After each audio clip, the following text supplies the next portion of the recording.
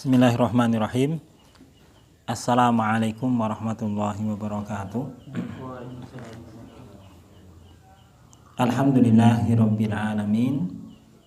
Wa bihi nasta'inuhu wa nastaghfiruh wa nastahdihi wa natubu ilaihi. Wa na'udzu bihi min shururi anfusina wa min sayyiati a'malina. May yahdihillahu fala mudilla lahu wa may yudlil fala hadiya lahu.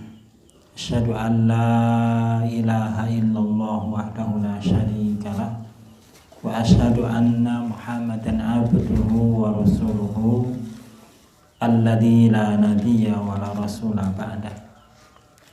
Allahumma la sahla illa ma ja'altahu sahla wa anta taj'al hazana idza syi'ta sahla. Rabbi shrah li sadri wa yassir li amri wa hlul 'uqdatam min lisani yafqahu qawli. Alhamdulillahirabbil alamin. Para bapak, rekan-rekan hadirin yang dirahmati Allah Subhanahu wa taala. Pada malam hari ini Allah Subhanahu wa taala memberikan kesempatan kepada kita untuk kembali berkumpul melanjutkan pembahasan kitab Riyadhus Shalihin. Dalu punika insyaallah melebet hadis nomor 19 bab sabar. Hadis nomor 19 bab sabar.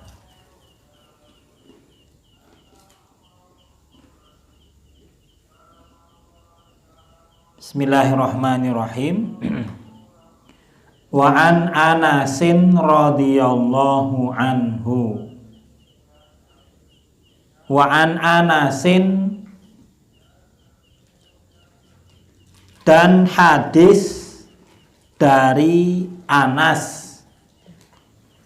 Anas maksudipun sahabat Anas bin Malik radhiyallahu anhu. Anas bin Malik radhiyallahu anhu, khadimu Rasulillah sallallahu alaihi wasallam, pelayan Rasulullah sallallahu alaihi wasallam.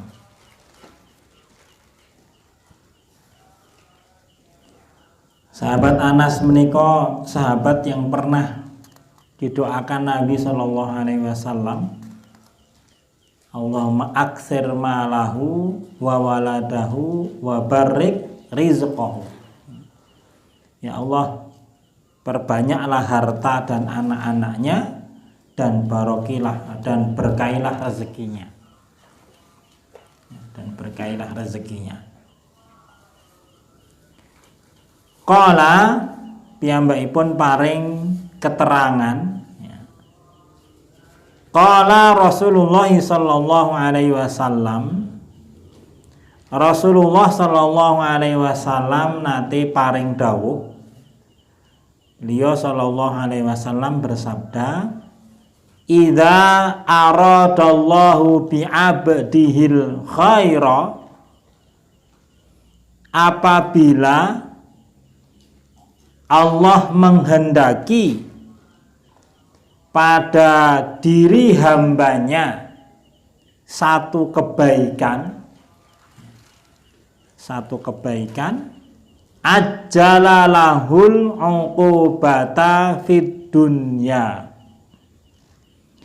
Allah segerakan baginya, bagi si hamba itu, al-uqubata,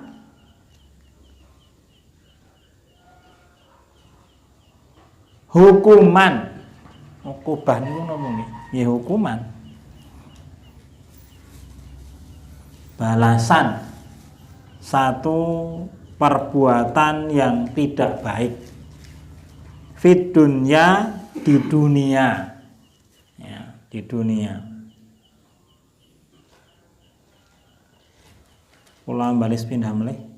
Ida, apabila aroda menghendaki Allahu Allah bi'abdihi terhadap hambanya al khaira satu kebaikan, Ajalalahul uqubata fid dunya. Ajala menika menyegerakan. Allah segerakan lahu baginya uqubah hukuman atas perbuatan buruknya fid dunya itu di dunia. Tujuanipun supados sak mangke seorang hamba ini ketika ketemu dengan Allah Subhanahu wa taala itu ketemu dalam keadaan tanpa dosa. Ketemu dalam keadaan tanpa dosa.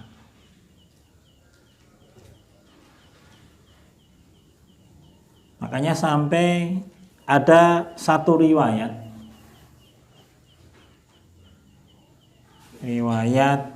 dari sahabat Umar radhiyallahu anhu dipun sebataken bilih sahabat Sayyidina Umar bin Khattab radhiyallahu anhu itu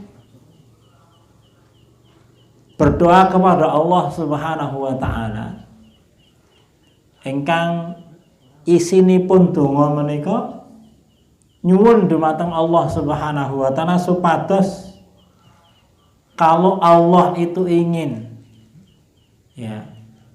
memberikan balasan atas keburukan bagi dirinya, itu diminta untuk disegerakan di dunia saja dan tidak ditunda di akhirat, gitu bahasanya. Dan tidak ditunda di akhirat. Ini kelanjutan hadisnya. Wa idza aradallahu bi 'abdihi syarra, dan apabila Allah menghendaki pada diri hambanya asyarra satu keburukan, amsaka Allah menahan anhu darinya bidzambihi karena sebab dosanya.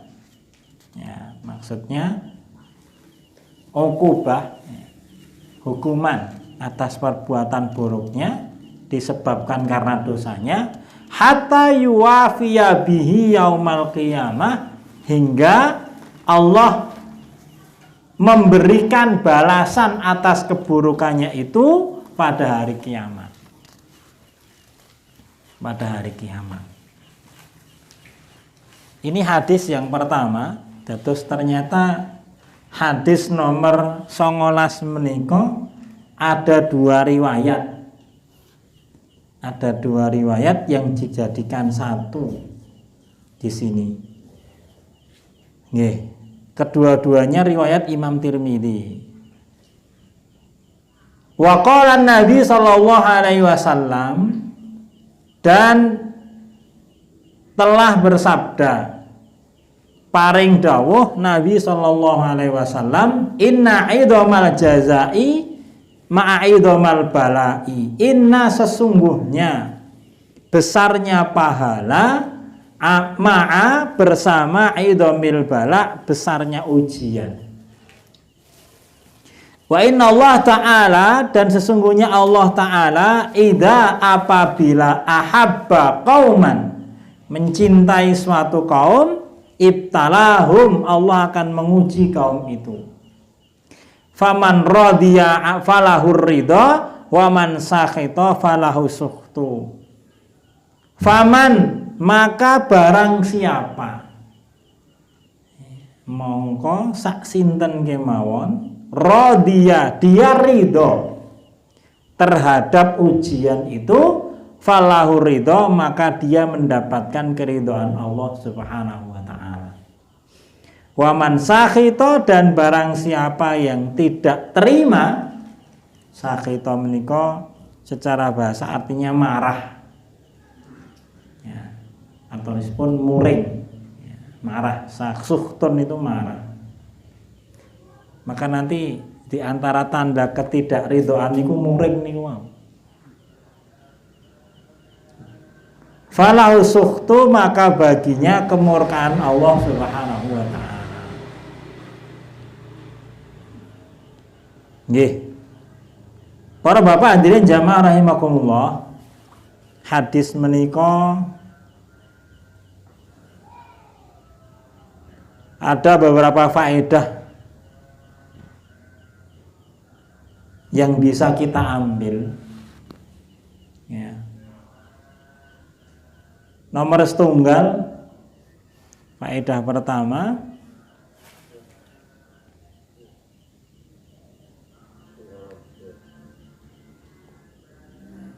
yubtalan nasu ala hasbi dinihim.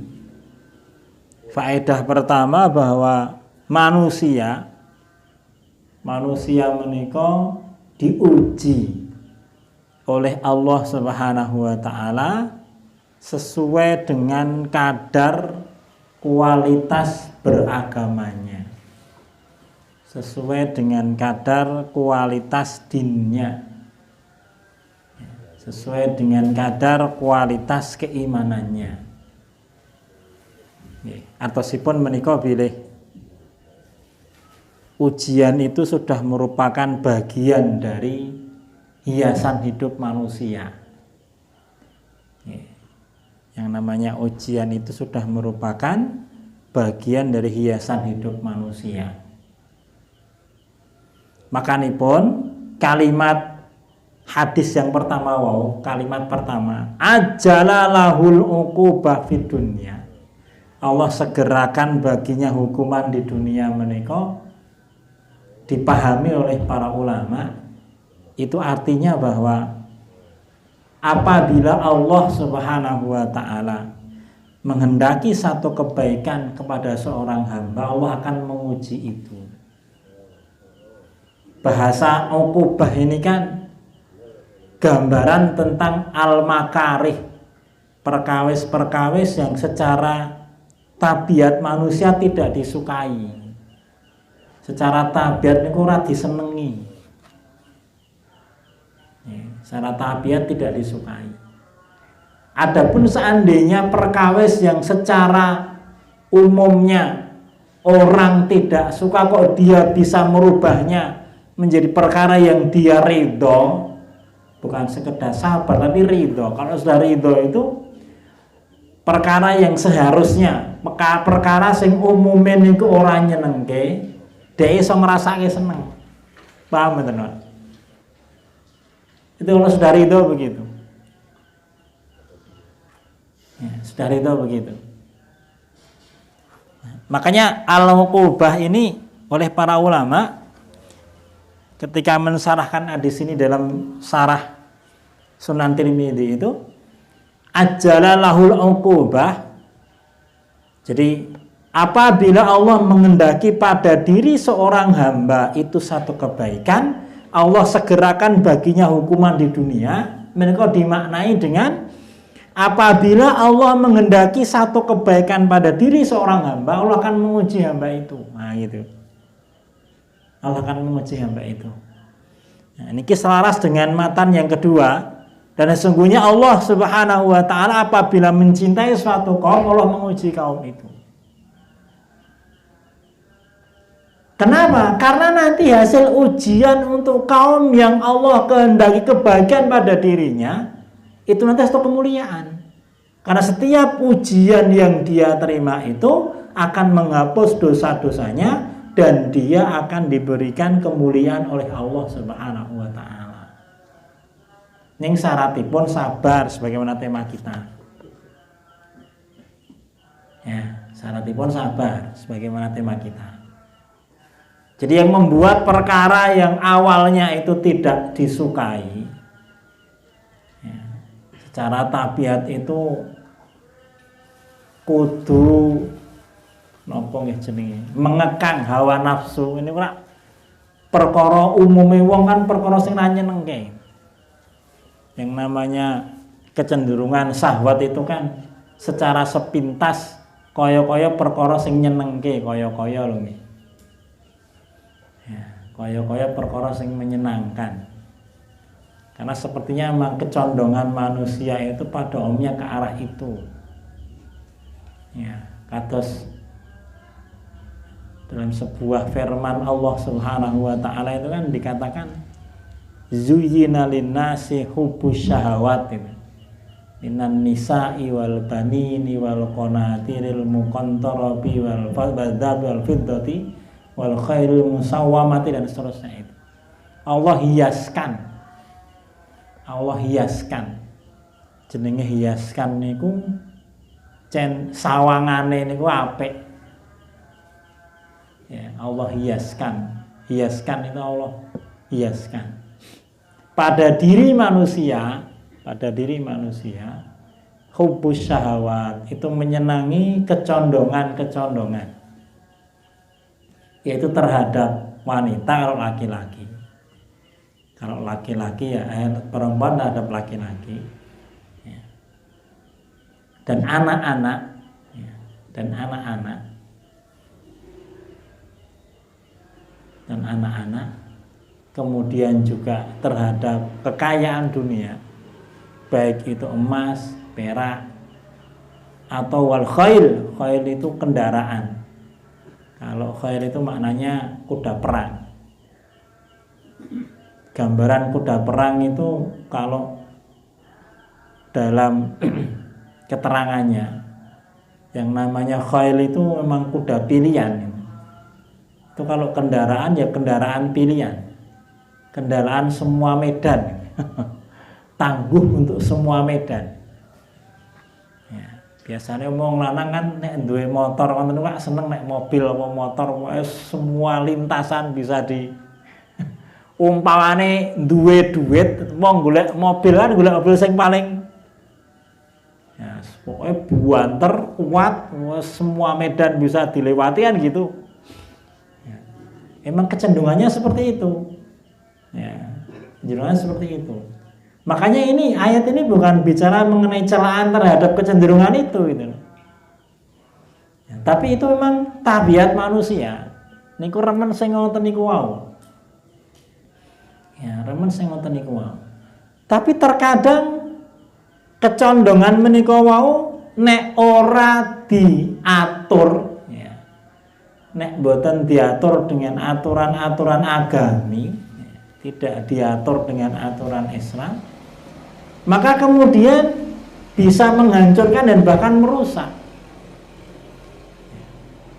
Kecondongan laki-laki terhadap wanita itu nanti dibatasi dengan adanya pernikahan. Artinya kecondongannya itu perkara yang manusiawi, memang tabiatnya begitu. Ya, tabiatnya begitu. Tapi untuk kemudian menjadi halal, maka itu ada satu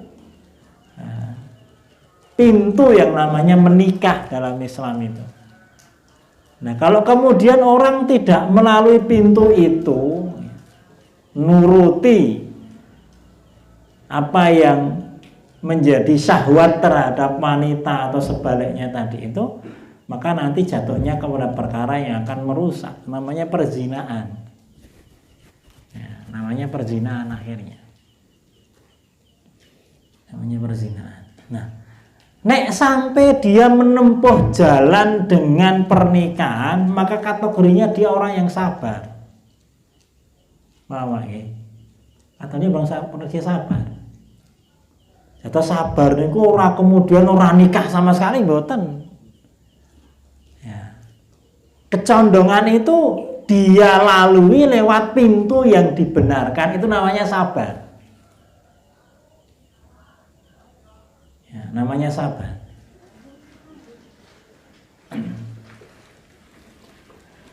Wong bakul, umpamanya ini contoh juga kalau muamalah. Ini kata dengan hubul amwal itu, azhab al-fiddah atau yang lainnya. Sesungguhnya wong dodolan, bakulan, niku ora sing digoleki bathi diantaranya. Apa wonten to wong dodol pengen ya, kan yang digoleki adalah untung, bisa mendapatkan keuntungan. Misalnya kulak 50.000 ya, didol 30 napa 100 ya. Sehingga kemudian waktu yang dia miliki untuk berdagang, tenaga, pikiran itu kemudian ada hitungannya di situ. Ada hitungannya.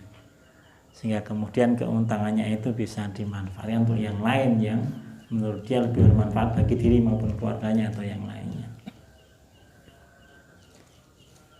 Tapi kalau kemudian orang mendapatkan keuntungan dengan cara-cara yang tidak dibenarkan oleh tuntunan muamalah yang benar, maka menjadi perkara yang merusak. Namanya tidak sabar. Golek untung itu sesuatu yang merupakan kecenderungan dari orang yang berjualan.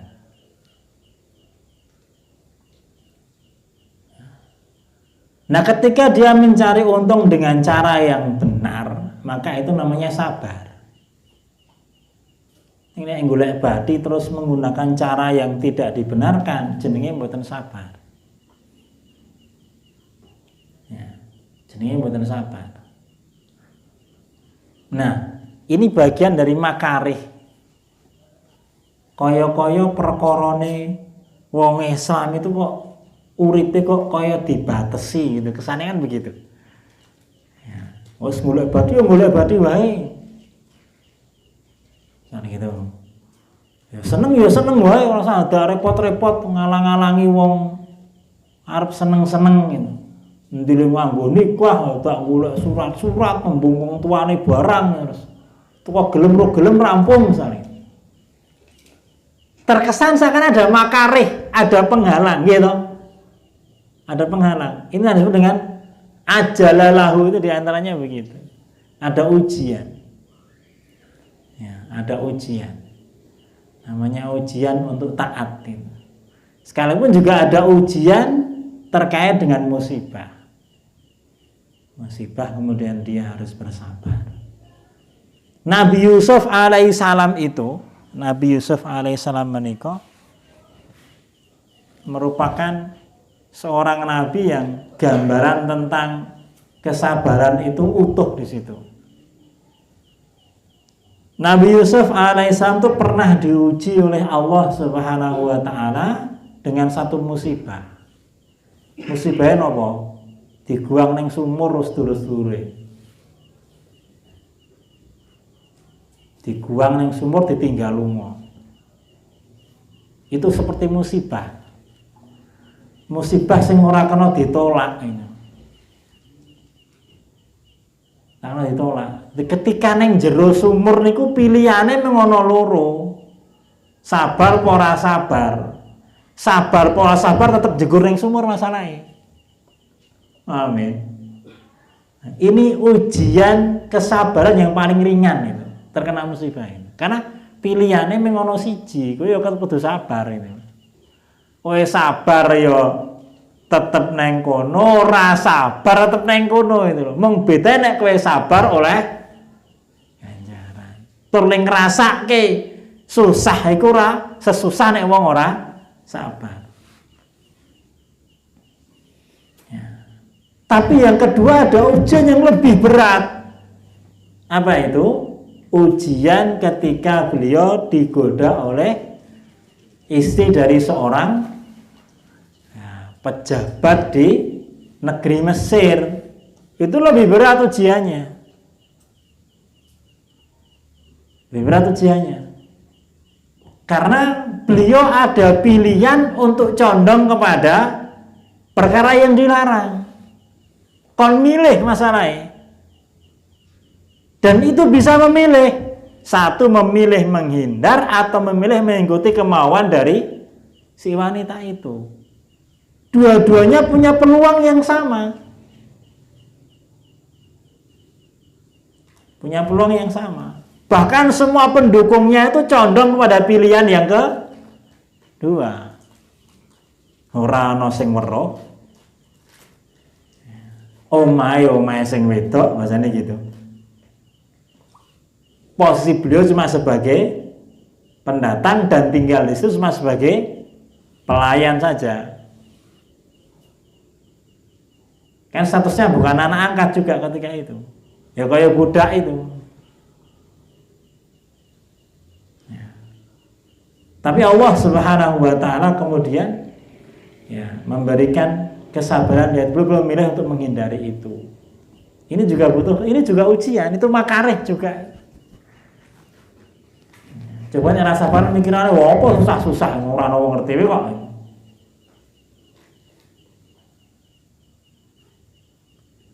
Ini contoh. Itu makarih. Ya, makarih. Termasuk nanti musibah-musibah yang lain, ya. Musibah-musibah yang lain terkait dengan karena dosa kita. Dosa kita, misalnya ada kejadian kan di masa salaf itu, saya lupa yang mengalami siapa. Jadi ceritanya itu ada seorang muslim ketika itu, ya, di tengah jalan dia lihat seorang wanita cantik gitu. Nah, itu begitu dia ngelihat itu mripate kaya kepanteng neng kono kuwi. Nganti kemudian nabrak, saya lupa nabrak atau nabrak cagak, nganti kemudian benjut itu. Kemudian ketika sampai di tempat majelisnya, majelis ilmu, dia ditanya, dia cerita, ya suwi ganjaranmu kudu sabar itu. Saya kowe sabar ya, moga-moga kowe mau iso mengurangi dosa. Nek kowe misuh-misuh wong muring-muring kan dadi tambah dosane. Ya. Uqubah itu terkadang seperti itu wujudnya. Ya, uqubah terkadang seperti itu wujudnya. Nggih. Beda ketika kemudian ternyata seorang hamba itu bergelimang maksiat, penuh dengan dosa, penuh dengan kedurgaan kepada Allah Subhanahu wa taala, ning kok uripe donyane kok kaya-kaya kuwi gampang banget le oleh. Padahal jelas ora tau salat, ora tau poso, gawane maksiat. Wah, awake sehat terus sal gitu ya.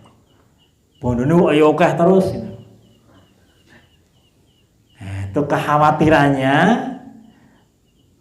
Kalimat yang kedua yaitu idza arada Allah bi 'abdi syarra amsaka anhu bidzambi hatta yuwafiya bi yaumal qiyamah. Ya, sing menakutkan niku mangke nek niku dilulu nganti mati lah mangke le nyiksa nek dina kiamat. Nek neng donya niku bentuknya peringatan itu paling cuma sebagian dari yang seharusnya dia dapatkan, tapi nek ten akhirat itu dilipatkan.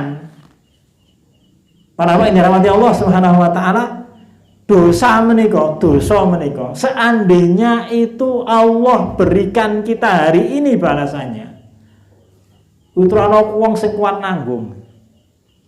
Jangankan kita, seandainya kita ini ditopang oleh bumi dan semua kekuatannya pun tidak akan sanggup. Makanya pun sebuah ayat itu ketika Allah beritahukan pada kita, dhaharal fasadu fil barri wal bahri bima kasabat aidinas liyudhiqahum ba'dal ladzi amilu. Kalimatnya itu supaya mereka itu merasakan sebagian dari akibat perbuatan dosa mereka, cuma sebagian. Terus ono gunung jeblok, gempa dahsyatnya sampai sekian skala Richter, itu belum seberapa dibanding dosa yang dikerjakan oleh manusianya. Itu baru sebagian kecil untuk memberikan peringatan la'allahum yarji'un, meng wong iki do kembali gelem tobat marang Gusti Allah Subhanahu wa taala. Ya, seperti itu. Nggih. Kemudian yang berikutnya faedahnya sabar atas segala musibah dan sakit itu menghapus dosa. Pun kula aturke segede. Yang berikutnya min alamati hubbillah li 'abdi as-shalih ibtalahu, di antara tanda kecintaan Allah terhadap seorang hamba yang surah Allah akan mengujinya. Allah akan mengujinya. Kita lihat kita gatosaken mawon para utusan Allah Subhanahu wa taala. Sejak nabi yang pertama, rasul pertama sampai dengan Rasul penutup semua utusan Allah yaitu Rasulullah Muhammad SAW pun mengalami ujian. Ya, maka emang betul bahwa bagian ujian itu bagian dari perhatian Allah dan kecintaan Allah terhadap hambanya. Bahkan ujian seorang nabi itu ya jelas tidak sebanding dengan ujian kita. Para bapak yang dirahmati Allah Subhanahu wa taala, satu contoh saja, nek panjenengan pernah membaca kisah Rasulullah sallallahu alaihi wasallam ketika perang Uhud misalnya. Awake dhewe niku ketelusupen gelugu wae, cilik rasane ra ora banget. Nah, Rasulullah Shallallahu Alaihi Wasallam itu ketusuk besi double, ya. Yang ditusukkan itu tombak misalnya. Itu kalau nggak tombak panah, itu masuk ke sini mengenai baju besi, masuk ke pipi beliau Shallallahu Alaihi Wasallam. Ketika perang Uhud itu, ya, karena jarak dekat. Sampai tembus itu. Ya. Ketika sahabat Nabi yang mencabut itu dengan gigi gerahamnya, itu le nyabut yang di gerahame copot itu, rompol itu. Wabut saking kuatnya le narik itu. Gigi gerahamnya rompol bersamaan dengan lepasnya besi yang nempel di pipi beliau dan masuk lewat baju besi baru masuk ke berdarah. Ya sallallahu alaihi wasallam. Itu perang Uhud. Ya, perang Uhud. Atau yang lain lagi ketika perang Ahzab ya, ketika bikin parit sepanjang 5 kilo itu. Ketika para sahabat Nabi radhiyallahu anhum itu mengadu kepada Rasulullah sallallahu alaihi wasallam tentang kondisi kelaparan yang mereka alami pada saat kerja bakti beberapa hari itu. Sampai mereka nggembol watu siji ning wetenge. Ya, nggo ganjel ngelain. Mereka tunjukkan di hadapan Rasul, dan Rasul nggak jawab, Rasul cuma buka perutnya. Ternyata Rasul diganjel watu loro bisa watu siji. Itu Rasulullah Muhammad SAW. Ya. Itu Rasulullah SAW. Tapi orang melihat wajah beliau itu tidak kelihatan nampak orang yang kemudian tidak ridho dengan perkara itu. Orang melihat muka beliau kayak melihat bulan purnama, sekarang kondisi lapar beliau. Tetap wajahnya ceria. Ya. Nek wajahnya kusem ngelah ketok rasa tekon sahabat Nabi. Ora ketok masalah ora ngerti itu. Nek beliau sudah lebih lapar dibanding sahabat yang lain. Nah, dia kan harus ketok orang nganti wis kayak ngelah kayak. Enggak kelihatan. Jangankan cuma puasa itu udah seperti hari-hari biasa. Ya, wong tidak sedikit para sahabat Nabi itu ora wayah poso mawon dare mung ming pisan. Terkadang mengkur ping pindho. Bukan tidak mampu, mereka memilih itu. Jadi kalau makan 2 kali esok sore itu wis harian gitu loh. Harian seperti itu. Ini contoh, itu ujian. Ya, Rasul pun mengalami itu. Atau ketika beliau di Thaif, saya kisahkan kemarin kan, dilempari batu kakinya sampai berdarah-darah itu. Sepanjang jalan tuh anak kecil, budak-budak orang Thaif itu berlarian melempari batu. Ya, sampai terompahnya itu penuh dengan darah. Kemudian beliau masuk di perkebunan milik Utbah dan Syaibah, istirahat di situ, lepas dari kejaran orang-orang Taif itu.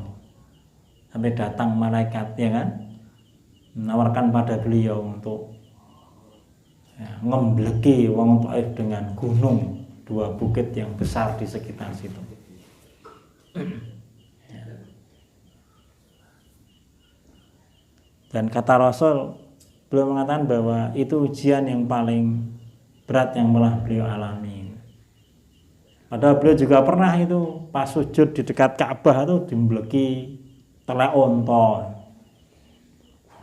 Bukan mung sak menten, Pak. Digawane rada akeh di kepalanya ini. Kemudian dibersihkan sama putrinya itu, sambil nangis. Itu ujian yang dialami Rasulullah Muhammad SAW, dan beliau sabar. Makanya nek dibanding kita yus ngurung apa-apa nih hasilnya. Belum ada apa-apa. Wes mengkeret to, Pak. Serawane ngomong blas.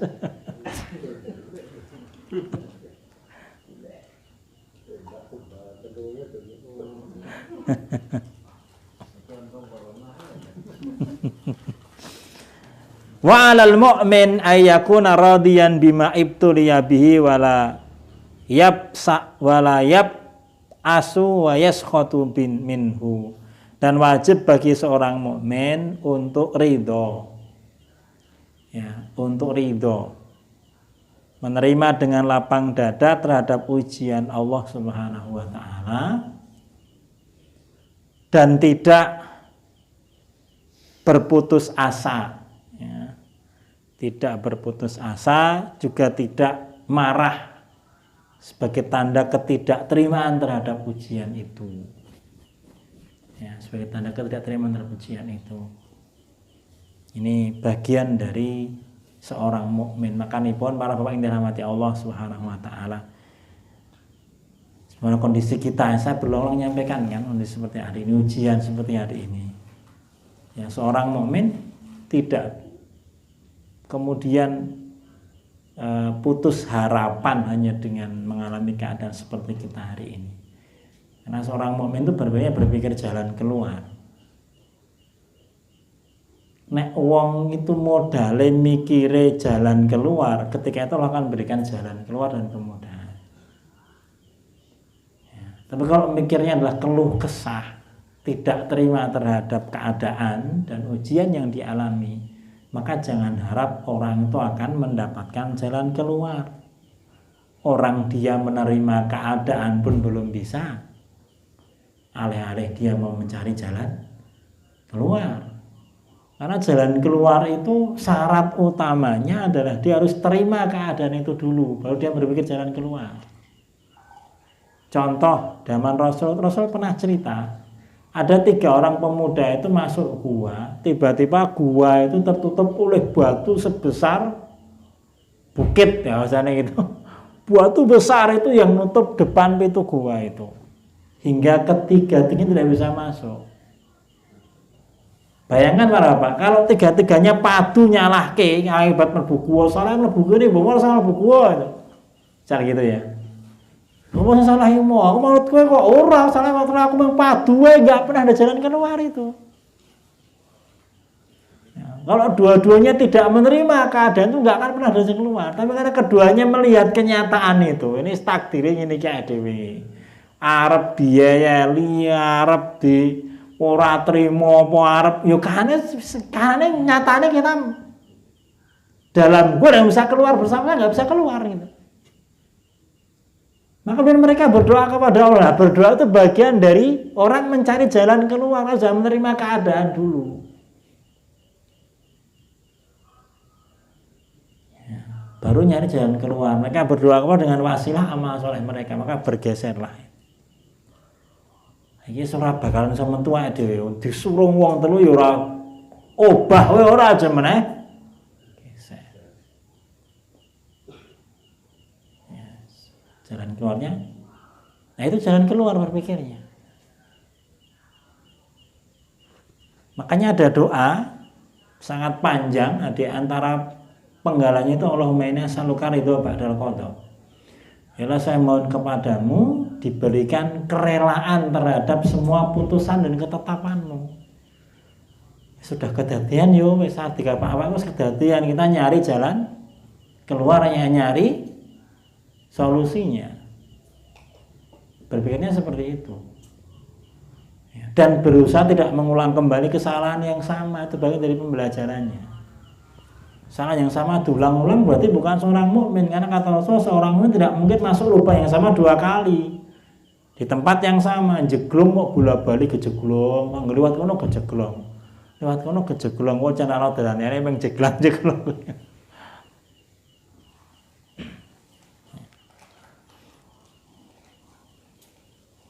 Kemudian min alamati takfiru dzunub as-sabru al-bala. Ini menarik kalimat yang terakhir ini. Di antara tanda dihapusnya dosa seorang hamba itu adalah kesabarannya terhadap ujian.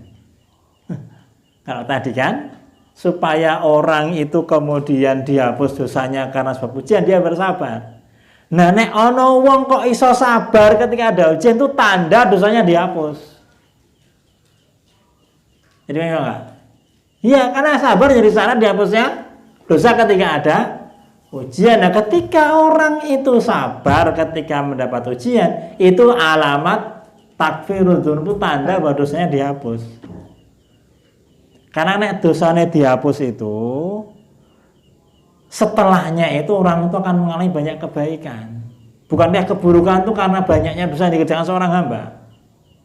Ketika dibuka buka titik atine sing tertutup oleh keburukan dan dosa tadi kan jadi baik gitu.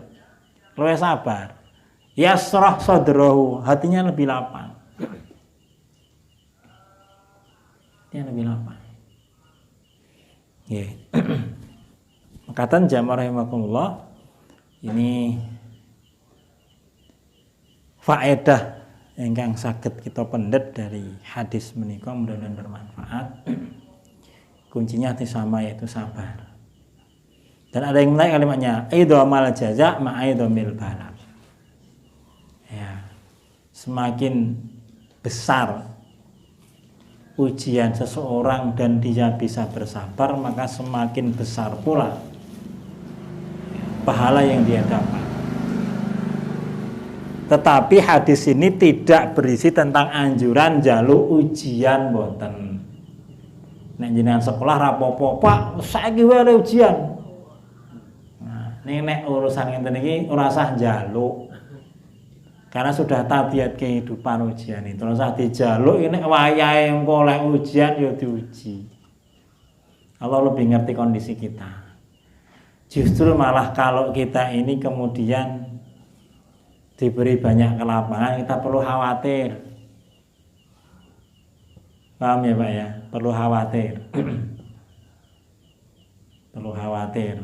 Bukan berarti kemudian kita nggak suka hal yang lapang, enggak. Ya, Nabi Sulaiman itu ketika diberi kerajaan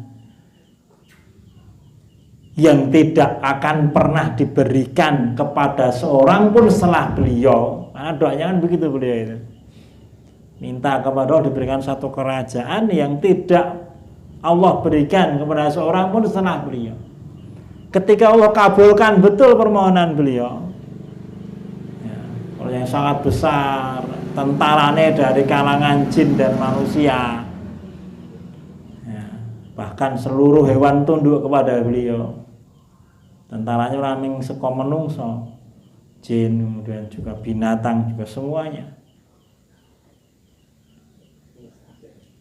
Beliau memahami sebagai ujian dari Allah Subhanahu wa ta'ala, min fadli rabbi, ini karunia Allah Subhanahu wa ta'ala. Ya, Allah menguji aku dengan ini, apakah aku bisa masuk ke dalam golongan orang-orang bersyukur atau orang yang justru malah kufur. Ya, Allah memahami itu sebagai ujian. Ujian itu ada ujian diberi kenikmatan, ada ujian dikurangi kenikmatan itu. Dua-duanya ujian. Ya, maka kalau orang mukmin memahami seperti itu, maka dia kemudian akan tetap berhati-hati. Berhati-hati karena memang karakter dasar orang bertakwa itu adalah kehati-hatian dan kewaspadaannya itu.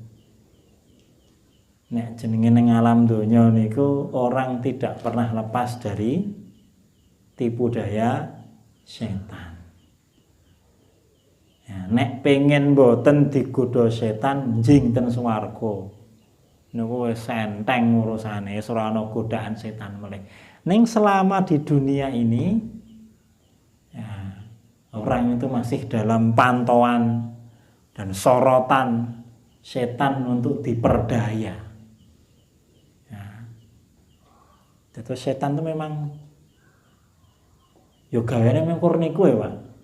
Dinan-dinan, tahun-tahunan itu gaweane mung piye carane. Misale setan ditugasi kowe godanen gitu. Fulan. Maka dia nggak pernah berpaling dari selain orang itu. Sing digatai siji kuwi tok, golek kelemahane, dia cari, dia amati sampai dia menemukan betul bagaimana teknik untuk menyesatkan dan mengelabui dia. Jadi mung siji tok, bahkan siji dikerubut sama ngokeh itu, setane sokeh banget itu. Dan pikiran nomor siji kuwi tok, bagaimana cara menyesatkan orang ini. Makanya pun orang mukmin itu dalam keadaan seperti apapun, baik itu diberikan kelonggaran dan kelebihan nikmat ataupun diberikan kekurangannya, kewaspadaan dan kehati-hatian tidak pernah berkurang. Ya, tidak pernah berkurang karena memang begitu keadaannya. Ya. Makanya kemudian istirahatnya seorang mukmin ketika sudah mati, kemudian kaki itu sudah melangkah ke pintu surga, itu sudah istirahat yang hakiki. Sudah nggak ada rasa capek lagi, kita nggak merasakan sakit lagi di situ, kita nggak merasakan susah lagi. Wis ora ana gawean menahane mengkur seneng karo seneng. Gitu. Seneng karo seneng. Nggih. Menika jamaah rahimakumullah, dan itu semua adalah kuncinya ada pada kesabaran. Ya, sabar. Makanipun ini hiasan hidup kita. Hiasan hidup kita. Dan kemudian terakhir, kesabaran itu akan lebih mudah.